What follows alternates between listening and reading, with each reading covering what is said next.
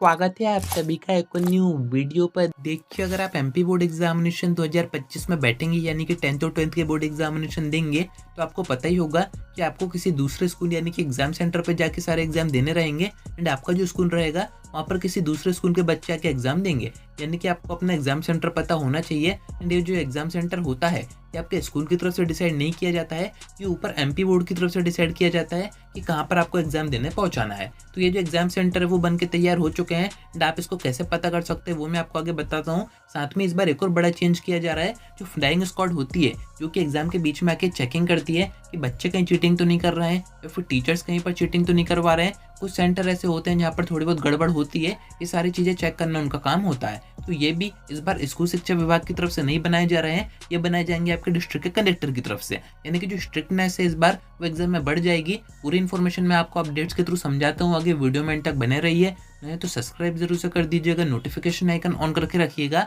MP board examination की सारी updates आप तक टाइम पर पहुंच जाएंगी। अब देखिए ये अपडेट सामने आ रही है, इसमें आपको बताया जा रहा है कि आप सभी के बोर्ड एग्जामिनेशन के जो एग्जाम सेंटर हैं यानी कि परीक्षा केंद्र हैं वो बन के तैयार हो चुके हैं। अभी अप्रूव होने अभी बाकी है। एमपी बोर्ड में पूरा डेटा भेजा जाएगा कि किस डिस्ट्रिक्ट से कौन कौन से स्कूल का एग्जाम सेंटर बनाया जा रहा है एंड किस स्कूल का कौन सा एग्जाम सेंटर रहेगा। ये पूरा डेटा एमपी बोर्ड एक बार वेरीफाई करेगा, क्योंकि कुछ ही दिनों में वेरीफाई हो जाएगा, इसमें आगे कोई भी चेंजेस नहीं होंगे। बाकी आपके जो एग्जाम सेंटर है वो बन के तैयार हो चुके हैं। अब मेन बात ये है कि आपको ये कैसे पता करना है कि एग्जाम देने कहाँ पर जाना है। तो एक तरीका तो ये है कि आपको जो एडमिट कार्ड आएंगे उसमें आपको बताया जाएगा कि एग्जाम सेंटर आपका कहाँ पर आ रहा है, वहीं पर जाके आपको एग्जाम देना है। बाकी सेकंड जो तरीका है उससे भी आप पता कर सकते हैं। अगर आप अभी 10th में हैं तो आप अपने स्कूल के जो 12th के बच्चे हैं उनसे पूछ सकते हैं कि अपने स्कूल का एग्जाम सेंटर कहाँ पर पड़ता है। वैसे काफ़ी कम चांसेस है कि चेंज होगा, क्योंकि मैंने आपको बताया था कि इस बार जो स्कूल शिक्षा विभाग है उसकी तरफ से ये बताया जा रहा है कि प्रायोरिटी प्राइवेट स्कूल को ज़्यादा दी जा रही है, क्योंकि आप देखेंगे वहाँ पर प्रॉपर सुविधाएं होती हैं, फर्नीचर होता है, कैमरे की अरेंजमेंट होती है,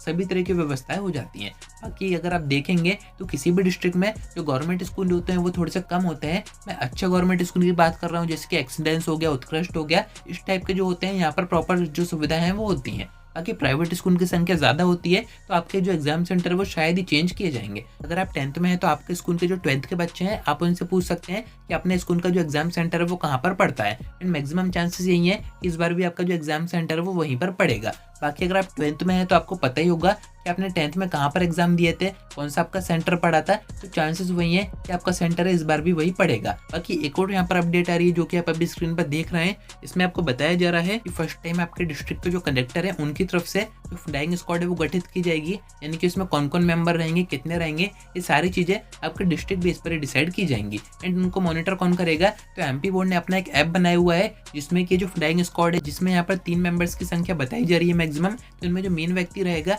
वो इस ऐप पर रजिस्टर करेगा एंड उसकी जो ट्रैकिंग वगैरह है वो एमपी बोर्ड अपने ऐप के थ्रू करेगा। यानी कि एमपी बोर्ड को ये पता रहेगा कि फ्लाइंग स्क्वाड के मेंबर सही से काम कर रहे हैं या फिर नहीं कर रहे हैं, किस सेंटर पर जा रहे हैं, ये पूरी इन्फॉर्मेशन एमपी बोर्ड के पास पहुंचेगी, क्योंकि आपको इस अपडेट में बताई जा रही है। एंड इस बार इसके बेस पर देखा जाए तो जो स्ट्रिक्टनेस है वो थोड़ी सी बढ़ जाएगी, क्योंकि एमपी बोर्ड अगर फ्लाइंग स्क्वाड को मॉनिटर कर रहा है तो फ्लाइंग स्क्वाड जो है वो अपना काम और भी अच्छे से करेगी, क्योंकि ऊपर से कोई ना कोई इनको ट्रैक कर ही रहा है तो ये आपको भी ट्रैक करने की कोशिश करेंगे कि बच्चे कहीं पर चीटिंग तो नहीं कर रहे हैं, किसी टीचर की तरफ से कोई चीटिंग तो नहीं करवाई जा रही है, बुक्स वगैरह का यूज तो नहीं हो रहा है कहीं पर, और भी काफी सारी चीजें रहेंगी। क्योंकि यहाँ पर आपको बताया जा रहा है कि पूरे प्रदेश में यानी कि पूरे एमपी में 550 ऐसे सेंटर है जहाँ पर चीटिंग वगैरह के केसेस सामने आते हैं, यानी कि गड़बड़ होने के चांसेस होते हैं, तो ऐसे सेंटर पर ज्यादा ध्यान दिया जाएगा। बाकी कुछ और भी चीजें हैं, जैसे कि आपके केंद्र के जो अध्यक्ष हैं, जिन टीचर्स की ड्यूटी रहेगी बोर्ड एग्जामिनेशन में, फोन वगैरह, स्मार्ट वॉच हो गई, ऐसे किसी भी तरह के गैजेट वो यूज नहीं कर सकते अंदर। बाकी और भी चीजें जो कि मैं आपको आगे बताता रहूंगा एग्जाम के टाइम पर, जिन पर आपको ध्यान देना जरूरी होता है, वरना कहीं ना कहीं आपका नुकसान हो सकता है। तो कनेक्टेड रहिएगा। आज की वीडियो में इतना ही। कोई डाउट आता है कमेंट करके पूछ सकते हैं या फिर आप मुझसे इंस्टा पर डीएम करके बात भी कर सकते हैं।